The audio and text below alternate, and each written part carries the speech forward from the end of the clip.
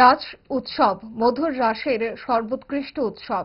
এসব রাসলীলা বা রাস নৃত্য নামেও অভিহিত। বড়লুতমায় ১২৮তম মহারাস যাত্রা উৎসব এবং মেলার শুক্রবার পঞ্চম ও অন্তিম দিন। এদিন দুপুরে অনুষ্ঠিত হল ত্রয় মণ্ডপ প্রাঙ্গণে ঐতিহ্যবাহী রাখাল নৃত্য। রাতে অনুষ্ঠিত হবে ভগবান শ্রীকৃষ্ণের মহারাসলীলা উৎসব। তবে আজ সকাল থেকেই মানুষের ভিড় বাড়ে।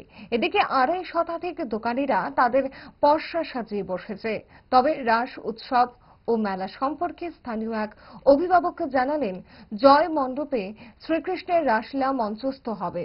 উত্তর পূর্বাঞ্চলের মধ্যে বড়লুতমায় একমাত্র একই সাথে ৩টি মঞ্চে রাসলীলা অনুষ্ঠিত হয়। আজ থেকে ৩০ বছর আগেও পেট্রোমাস লাইট এবং মশাল জ্বালিয়ে মহারাসলীলা ও মেলা দেখা হতো, আর আজ শুধু আলোর বিচ্ছুরণ। এদিকে যুবক যুবতীরা মণিপুরি পোশাক পরে রাসে এসে তাদের ভালো লাগছে।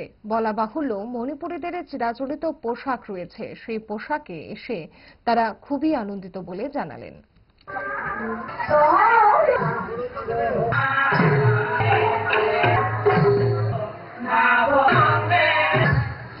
লীলা কীর্তন ভগবান শ্রীকৃষ্ণের রাসলীলা শুরু হবে। অগণিত পুণ্যার্থী অপেক্ষা করে আছে রাত 11টায় ত্রয় মণ্ডপে রাসলীলা উপভোগ করার জন্য। আপনি কত বছর যাবত এই রাস দেখছেন? আমি 40 বছর যাবত আমি রাস উপভোগ করছি। আপনার নাম কি? কমলজিৎ সিনহা। ভাষা কোথায়? ভাষা দেবীসরা আমার। লোকের সংখ্যা কি প্রতি বছর বাড়ছে না কমছে? অনবরত বেড়েই চলেছে।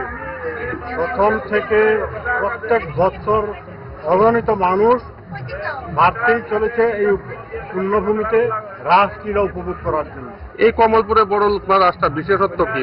3টা মণ্ডপ একসাথে, তার জন্য কি? 3টা মণ্ডপ একই সাথে একই সময়ে অনুষ্ঠিত হতে যাচ্ছে। এই পুণ্যভূমির এই যেখানে লীলা কীর্তন হচ্ছে ভগবান শ্রীকৃষ্ণের, এটাই বড়লুতমার বিশেষত্ব।